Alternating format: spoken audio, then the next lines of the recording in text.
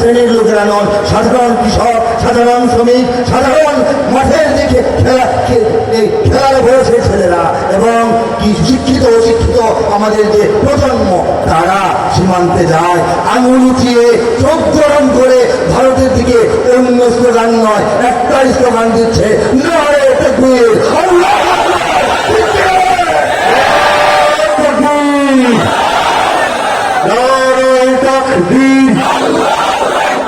দুনিয়ার মুসলিম এক হও, এক হও,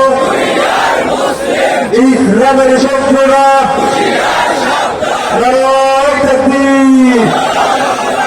এটাই আমাদের শক্তি, এটাই আমাদের শক্তি। প্রজন্মকে ভালো করে বুঝতে হবে, এটাই আমাদের শক্তি।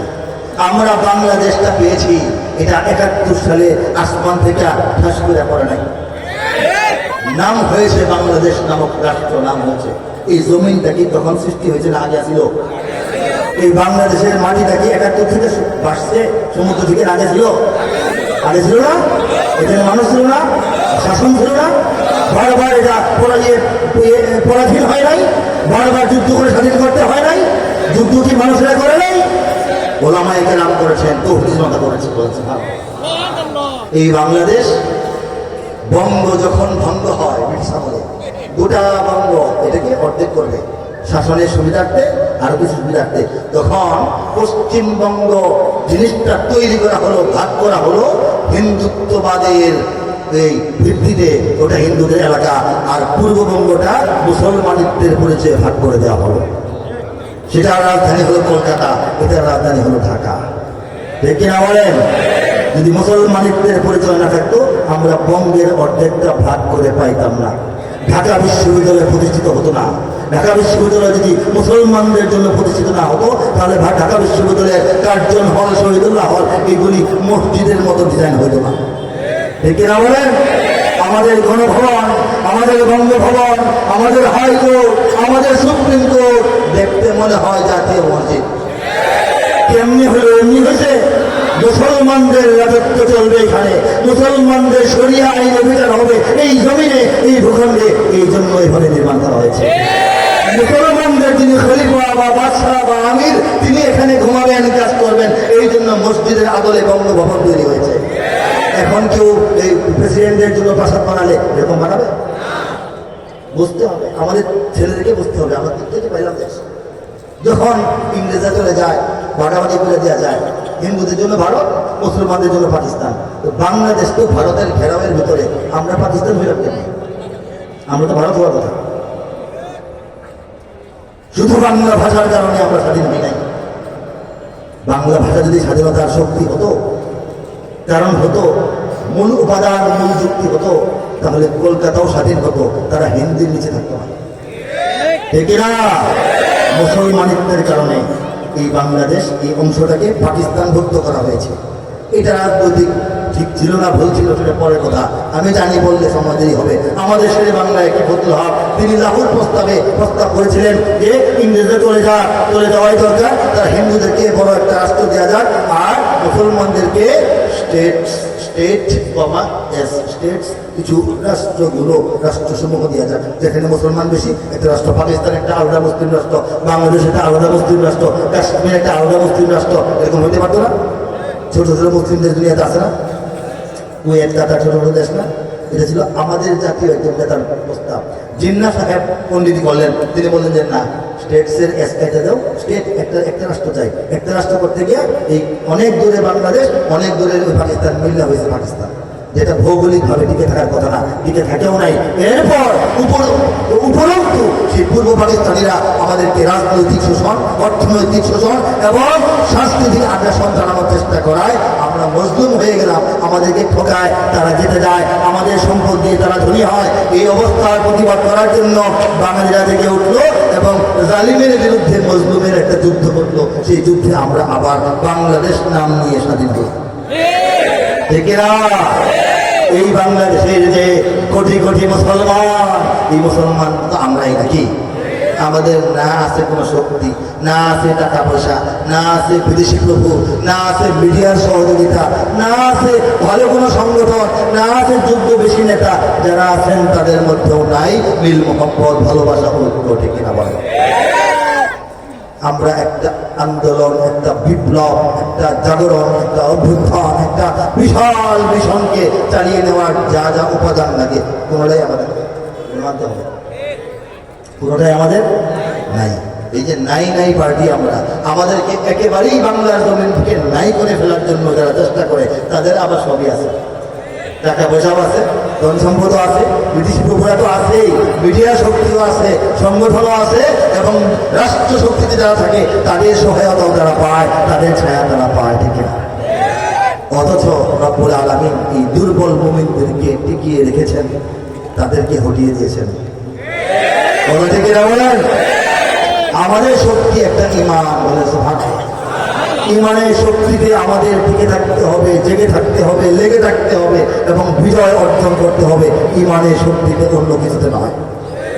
তারা তৈরি আছেন? বলে ইঞ্চি ইঞ্চি মাটি সোনার চাইতে খাটি, নগদ রক্ত দিয়ে কেনা, শত্রু বাহানাদার একটি কোনাও তার কেড়ে নিতে কেউ পারবে না। রঙের তুলিতে আকাশ বুঝে ছায়া ঢাকা সুজলা সুফলা পরিপাটি, লক্ষ শহীদ গাজী রেখেছে জীবন বাজি, করেছে স্বাধীন এই মাটি। বাংলাদেশ আমার, বাংলাদেশ তোমার, বাংলাদেশ সবার প্রাণ। ধন্য ধন্য আমি সবার চাইতে দামি বাংলা মাটির সন্তান। বাংলাদেশ আমার, বাংলাদেশ তোমার, বাংলাদেশ খোদার গান। সোনার জন্মভূমি তোমার জন্য আমি জীবন দিয়েছি কোরবান। ঠিক না? চারিদিকে দুশ্মন আছে নাই? চারিদিকে দুশ্মন, ভেঙো না মন, সাহস জমিয়ে রাখো বুকে। ঈমান জিন্দা করে জিহাদের হুঙ্কারে পরাজিত করো শত্রুকে। দীর্ঘ সঙ্গী সরলাম, ঈমান জিন্দা করে জিহাদের হুঙ্কারে পরাজিত করো শত্রুকে। 2003-এর আহ্বান 2025-এ এসে দেখি, বুঝে হোক না বুঝে হোক, জেনে হোক না জেনে হোক, সচেতন ভাবে হোক অপচেতন ভাবে হোক, বাংলাদেশের তরুণরা, যুবকেরা, জনতা সীমান্তে গিয়ে সেই আমলটা করতেছে। ঈমান জিন্দা করে জিহাদের হুঙ্কারটা কি? আল্লাহু আকবার। জিহাদের হুঙ্কারে পরাজিত করো শত্রুকে। শত্রুর দিকে তারা এই স্লোগান ছুড়ে দিচ্ছে, ঠিক না বলে? অনেক লেখা, অতীতে লেখা, কিন্তু পরে ঘটে গেছে, আল্লাহ মিলাই দিয়েছে, বলে সুবহানাল্লাহ। 2003-এ গিয়েছিলাম, আজ সিরিয়া মিশর কাঁপে থরথর চলছে ফিলিস্তিন। সিরিয়া মিশর এবং আমাদের ফিলিস্তিনের যে একদম লাগাতার যে দুঃসময়, এটা কিন্তু এরপর থেকে আমরা দেখতে পাচ্ছি, ঠিক না বলেন? আমি যাওয়ার চেষ্টা করেছিলাম এই দূর বাংলার জনপদ থেকে, কেঁদে কেঁদে বলে হতভাগা এই কবি, সারা দুনিয়ার মুসলিম যত রাষ্ট্রপ্রধান, আরবি বা অনারবি, এক হও যদি সবাই বাঁচতে চাও, এক হও যদি স্বাধীনতা ফিরে যাও। 2003-এর পর 4 থেকে শুরু হয়ে গেছে সাদ্দামের পতন, গাদ্দাফির পতন, আমাদের ইয়েমেনের পতন, আমাদের এই মিশরের পতন, এবং আমাদের এদিকে বলা হয় কি যেন দেশটার নাম, হ্যাঁ সিরিয়া তো হয়েছেই, আরেকটা ভুলে গেলাম, ইয়েমেন, হ্যাঁ তিউনিসিয়া, এইগুলির পতন হয়ে গেছে, কিনা বলে? দেখেরা 2010-এ গিয়েছিলাম। বাংলাদেশের সব মানুষের নাম বদলাতে পারে, বইয়ের পাতায় স্বাধীনতা সংগ্রাম বদলাতে পারে, বঙ্গোপসাগরের সব পানি যেতে পারে শুকিয়ে, গোটা রাজধানী গিলে নিতে পারে বুড়িগঙ্গার ঢেউ, সুন্দরবন কেটে হতে পারে ইটের ভাটার লাকড়ি, শিল্পপতিরা দেউলিয়া হয়ে খুঁজতে পারেন চাকরি, চোরগুন্ডারা পেয়ে যেতে পারে মন্ত্রীর মর্যাদা, আইনের ফাটে কালো টাকা সব হয়ে যেতে পারে সাদা। অনেকেই বলে এই দেশ নাকি হুজুগে জাতির দেশ, দফায় দফায় বদলায় লঙ্ঘন পরিবেশ, তাই বলে ইসলাম তো এদেশে হুজুগে হবে না শেষ, হুজুগে হবে না শেষ। ইসলাম এ মাটির পরতে পরতে জনপদে ঘরে ঘরে, ইসলাম এ জাতির 90% মানুষের অন্তরে। ইসলাম নিয়ে কেউ ছিনিমিনি খেলে এমন শক্তি নেই, আর কিছু থাক না থাক এদেশে ইসলাম থাকবে। সবকিছু বদলে যাক এদেশে ইসলাম থাকবে। পরিস্থিতি টেরবে 2010-এ কথাটা লিখেছিলাম, আল্লাহ লেখায় রাখছিলেন, বুঝলেন না? বইয়ের পাতায় স্বাধীনতা সংগ্রাম বদলাতে পারে, বইয়ের পাতায় সংগ্রাম স্বাধীনতা ইতিহাস পাল্টায় নাই। এই বছরের জানুয়ারির বই খুলে দেখেন, ঠিক কিনা? শিল্পপতিরা দেউলিয়া হয়ে খুঁজতে পারেন চাকরি, দেউলিয়া হচ্ছে না। শিল্পপতিরা পালিয়ে যাওয়ার সুবিধার্থে দাঁড়িয়ে শেভ করছে না।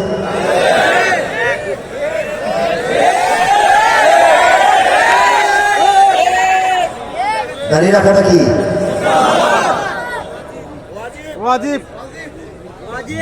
যান বাঁচানোটা কি? যান বাঁচানোটা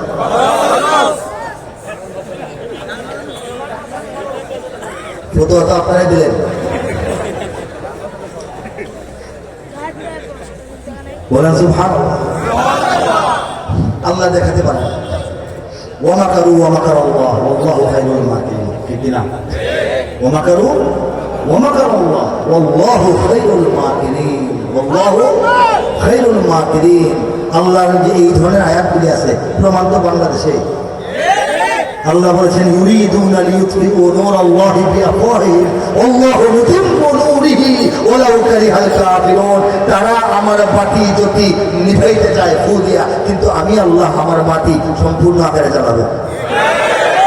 তারা রাগ হোক, গুসা হোক, বেজার হোক, কোনো লাভ হবে না। তাদের খারাপ লাগুক, কোনো লাভ হবে না। কে বলছেন? তর্জমা করলাম, তাফসীর বাংলাদেশে দেখতে পাচ্ছেন, ঠিক কিনা?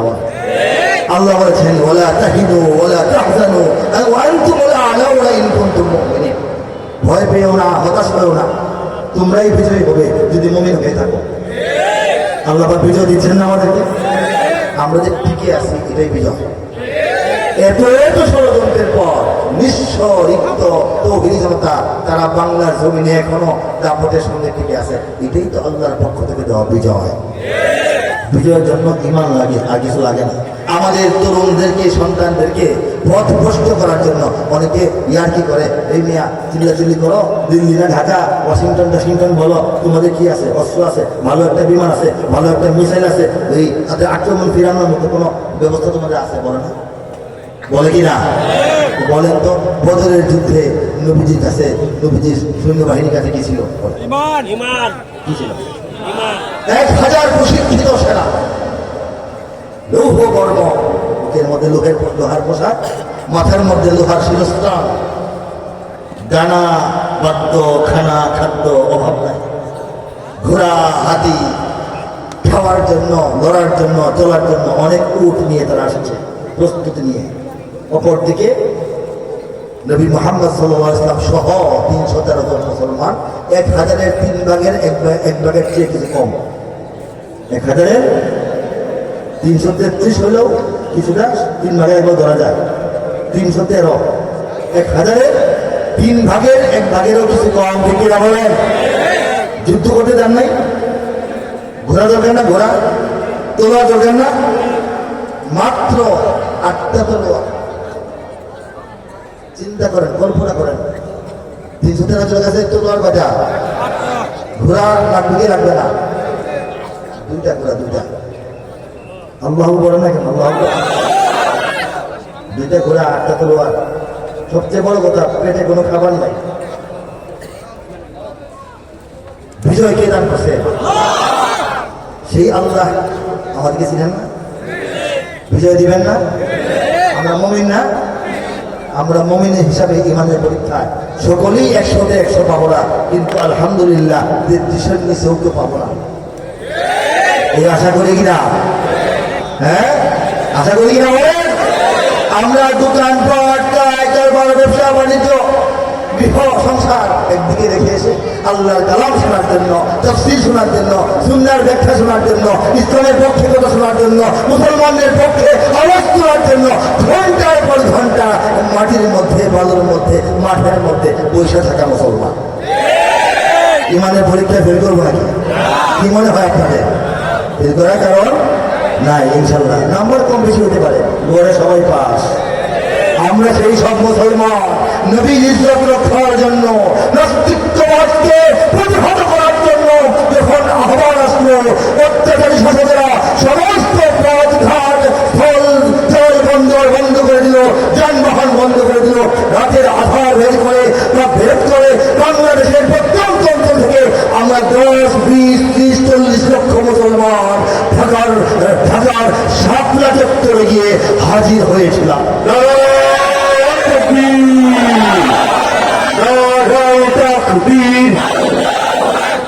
দুনিয়ার মুসলিম নাস্তিকদের রাস্তানা ভেঙে দাও, ঘুরিয়ে দাও, পরিবারের জন্য আমরা জিতবো ইনশাআল্লাহ, ঠিক না? আমি গিয়েছিলাম 7 বছর আগে, লাইনগুলো মিলাবেন, ঘটনাগুলি ঘটার পর দেখে দেখে আমি লিখি নাই, আল্লাহ আগে লেখাইছেন, পরে ঘটনা ঘটাইছেন, আপনারা মিলাইবেন। ইমানের সৈনিকেরা ভয় পেও না, রাত্রি আধার হচ্ছে বলে গিয়েছিলাম, মনে আছে আপনাদের?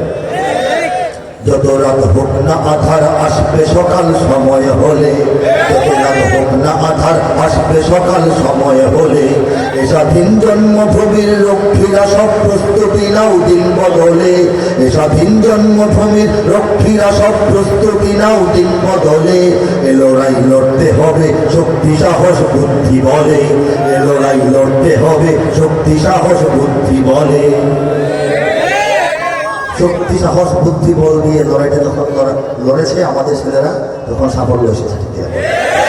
দৌড়েছিলাম, মনে করে দেখেন, জালিমের থামবে জুলুম আর কটা দিন ধৈর্য ধরো, ছোট হার নাও সে আজ সামনে বিজয় আসবে বড়, কত আর রাজপথে লাশ করবে বড় লড়াই করো, কত আর রাজপথে লাশ করবে বড় লড়াই করো, এ সময় পাল্টে যাবে উল্টো বাতাস বইবে ঝড়, শহীদের রক্ত ধারায় এদেশের পাড়ায় পাড়ায়, সময়ের এক ইশারায়, সময়ের এক ইশারায় লক্ষ আগুন উঠবে জলে।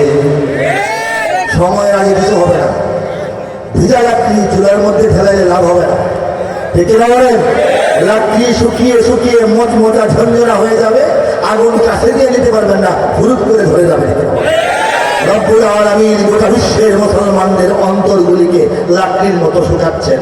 আমরা নিষ্পীড়িত, নিগৃহীত, অত্যাচারিত, হতাশ হতে হতে একদম লাকড়ির মতো শুকিয়ে যাচ্ছে আমাদের হৃদয়গুলি, কারণ আল্লাহ যখন আগুন জ্বালাবেন সহজে আগুন জ্বলবে, ঠিক না বলেন? গিয়েছিলাম আরো 5 বছর আগে, কি গিয়েছিলাম শোনাবে তো, মিলায় দেখবেন। গিয়েছিলাম টেকনাফ থেকে তেতুলিয়া জেগে ওঠো, লাঠি বাঁশ কেটা হাতে নিয়ে এসেছে। আমি সেনাবাহিনীকে বন্দুক নিয়ে আসতে বলি নাই, আমি সর্বসাধারণকে লাঠি বাঁশ কেটা নিয়ে আসতে বলছিলাম। এছাড়া সমাধান হওয়ার কোনো সুযোগ ছিল না, সম্ভাবনা ছিল না। টেকনাফ থেকে তেতুলিয়া জেগে ওঠো, লাঠি বাঁশ কেটা হাতে নিয়ে এসেছে, রণহুঙ্কারে জাগাও বজ্র মুঠো, দেশটাকে দেখো বিদেশিরা দিল লুটে। জাগো জাগো বাঁচাও বাংলাদেশ, তোমার আমার প্রাণের বাংলাদেশ। পরের লাইনে গিয়েছিলাম রূপসা থেকে পাথুরিয়া, ঘুমিও না এদেশ তোমার আমার জনম মাটি, আসমনে দেখো শকুনের আনাগোনা, সীমানায় দেখো শত্রু গেড়েছে ঘাটি। সীমানায় শত্রু ঘাটি গেড়েছে, স্পষ্টভাবে আপনারা বুঝতে পারছেন না? কে লিখেছিলেন? কে লিখেছিলেন? আল্লাহ লিখেছিলেন। সর্বশেষ মুহূর্তে মাত্র 2-2.5 বছর আগে আমি লিখেছি বিজয়ের 50 পেরোলেও মুক্তি মেলেনি আজও। কমিনি শোষণ পীড়ন এখনো, কমিনি শোষকরা। হে তরুণ তুমি ঘুমিও না, শেষ হয়নি তোমার কাজও। তুমি নতুন দিনের মুক্তি সেনানী, যুদ্ধের সাজে সাজো। তুমি বাঁচাও তোমার জাতি, তুমি সাজাও তোমার দেশ, তুমি এ প্রজন্মের মুক্তিযোদ্ধা, যুদ্ধ করো না শেষ। যুদ্ধ শুরু হয়েছে পরে লিখছি 3 বছর আগে, কে লিখেছেন? এই প্রজন্মের মুক্তিযোদ্ধা কথাটা শোনেন না? এখন যুদ্ধ শেষ হয় নাই, শোনেন না? স্লোগান শুনেন না যে আবু সাইদ মুগ্ধ, শেষ হয় নাই যুদ্ধ? কথাগুলি আগেই দিলের মধ্যে ঢেলে দিয়েছেন কে? সুতরাং বুঝতে হবে রব্বুল আলামিন তার পছন্দের ইমানের ঘাঁটি বাংলাদেশটাকে অবশ্যই রক্ষা করবেন। আল্লাহ যে আমাদেরকে ভালোবাসেন অন্য প্রমাণ তো খুঁজে আনা দরকার নাই। আমরা যে বিনা কষ্টে, বিনা ব্যয়ে, বিনা মানে পরিশ্রমে ইমানদার হয়ে গেছি। আল্লাহ ইমানকে প্রোটেক্ট করে করে আমাদেরকে পাঠায় দিয়েছেন। মায়ের গর্ভ থেকে ইমান নামক জান্নাতের থেকে হাতে ধরিয়ে ধরিয়ে দুনিয়াতে পাঠাইছেন। এটাই তো প্রমাণ বহন করে আল্লাহ আমাদেরকে ভালোবাসেন। পৃথিবীতে 200 কোটি মুসলমান বলে সুবহানাল্লাহ। 10%, 10 ভাগের 1 ভাগ 20 কোটি মুসলমানের অধিবাস এই বাংলার জমিন। বলে আল্লাহু আকবার। এই বাংলাকে আল্লাহ পাক সারা দুনিয়ার মুসলমানদের নেতৃত্বে আস্তে আস্তে কবুল করতেছে। বলে সুবহানাল্লাহ। সারা দুনিয়ায় ইসলাম প্রচারের সবচেয়ে বড় যে মিশন তাবলীগের রাজ্যকে অঞ্চলে, সেই তাবলীগের এবং দাওয়াতের সর্ববৃহৎ জমায়েতটা আরবে নয়, অন্যত্র নয়, বাংলাদেশের রাজধানীর বুক চিরে বয়ে যাওয়া তুরাগ নদীর পাড়ে অনুষ্ঠিত হয়। মক্কার ওখানে, মদিনার শহরে, লিবিয়ায়, তুরস্কে, ইরানে, দামি দামি জায়গায় কুরআন হিফজের প্রতিযোগিতায় গোটা বিশ্বের মুসলমানদেরকে পিছনে ফেলে বাংলাদেশের সন্তানরা 1 নম্বর হয়। কে বলেন? কে বলেন? আল্লাহ করেন। এমনি করেন? আরব বিশ্বের দামি দামি দেশে দামি দামি মসজিদে নির্মাণ তারা করে, টাকা আছে। মসজিদের কল এত দামি, একটা কল এত দামি, এটা বেচলে আমাদের এই মাঠে একটা সুন্দর মসজিদ হবে। যারা গেছেন দেখবেন, ঠিক না? এই যে দামি দামি মসজিদ, ইমাম, মুয়াজ্জিন, খতিব এবং তারাবির হাফেজ সাহেব বাংলাদেশ থেকে সংগ্রহ করে নিতে হয়। বলেন সুবহানাল্লাহ, আলহামদুলিল্লাহ, মাশাআল্লাহ, আল্লাহু আকবার। ইনশাআল্লাহ, ইনশাআল্লাহ কি এটা কইলাম না? ইনশাআল্লাহ বিপ্লবটা ঘটছে, অভ্যুত্থানটা ঘটছে, নিঃসন্দেহে গণমানুষের স্বার্থে ঘটছে, ন্যায়ের পক্ষে ঘটছে, অন্যায়ের বিরুদ্ধে ঘটছে। যারা শহীদ হয়েছেন আল্লাহ তাদেরকে কবুল করেন বলে আমিন। কিন্তু সেমিফাইনাল, কোয়ার্টার ফাইনাল দেখলাম, ফাইনালটা বাকি আছে। বাংলাদেশকে তার চূড়ান্ত ঠিকানায় পৌঁছে দেওয়ার আগে বিপ্লব শেষ হবে না। আর সেই চূড়ান্ত ঠিকানার নাম হচ্ছে ইসলাম। সেই বিপ্লব পর্যন্ত চাঙ্গা থাকার জন্য এবং মজায় থাকার জন্য, সজাগ থাকার জন্য, লড়াই করার জন্য, গোটা বিশ্বের চ্যালেঞ্জকে মোকাবেলা করার জন্য তারা তৈরি আছেন। হাত তুলে আমাদের তুলে ধরা।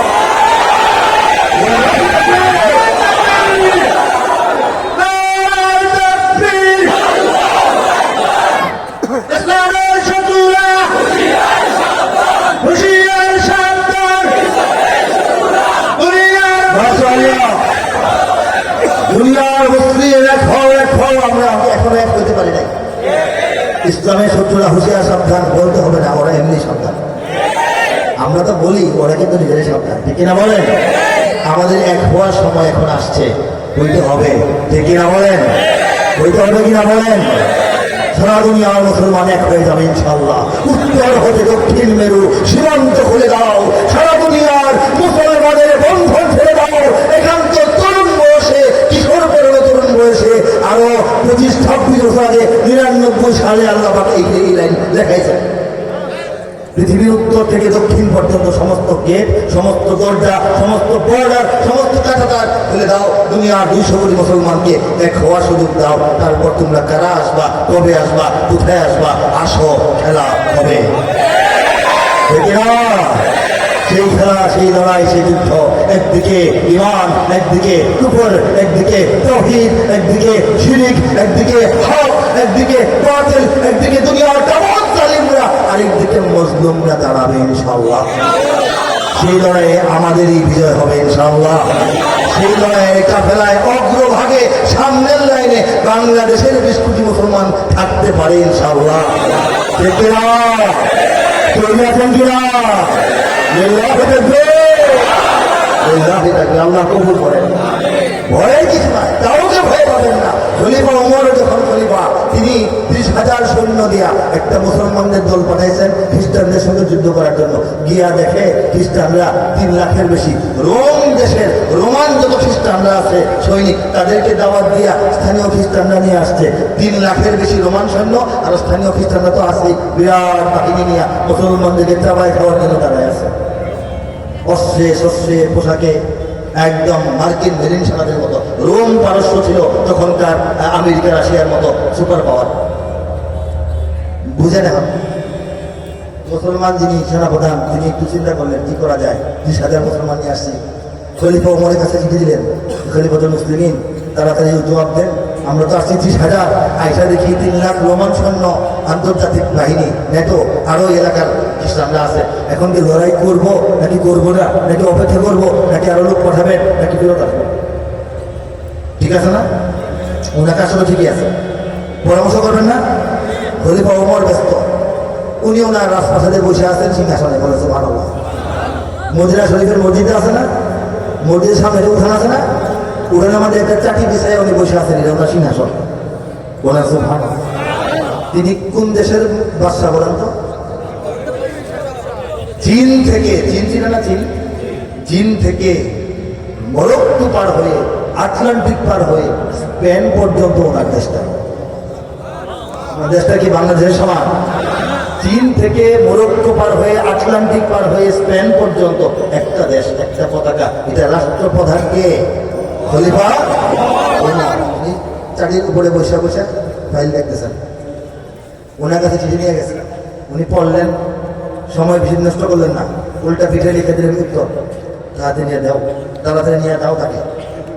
তিনি বললেন, আমি অমর, অর্ধেক দুনিয়া আল্লাহর আইন চালু রাখা আমার দায়িত্ব, আর জনগণের হেফাজত করা প্রাণীকুল সহ আমার দায়িত্ব। আল্লাহর খলিফা হিসেবে কাজ করতেছি। যে কাজটা আল্লাহ করেন, রিজিক দেন, নিরাপত্তা দেন, এই কাজটা দুনিয়াতে আল্লাহর আইন ব্যবহার করে করার জন্য আল্লাহ খলিফা বানান। সেই খলিফাটা আমাকে বানাইছেন, আমার তো এটা কাজ, ঠিক না? এত ব্যস্ত যদি না থাকতাম তাহলে 3 লাখের বেশি মৃত লাশকে তরবারি দিয়ে কোপানোর জন্য আমি ওমর একলা মদিনা থেকে রওনা হয়ে আসতাম। কথা আসতে বলেন।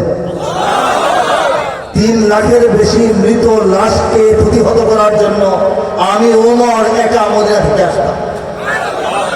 একটু খেয়াল লেখছেন, উনি পরে খুব লজ্জা পাচ্ছেন যে উনি একলা আসতেন, আমার সাথে আছে 30,000, আমি টেনশন করতেছি। যে সৃষ্টি তার স্রষ্টাকে চিনে নাই, যে বান্দা তার আল্লাহকে জীবনে সিজদা করে নাই, তার মধ্যে সম্পূর্ণ আত্মা নাই।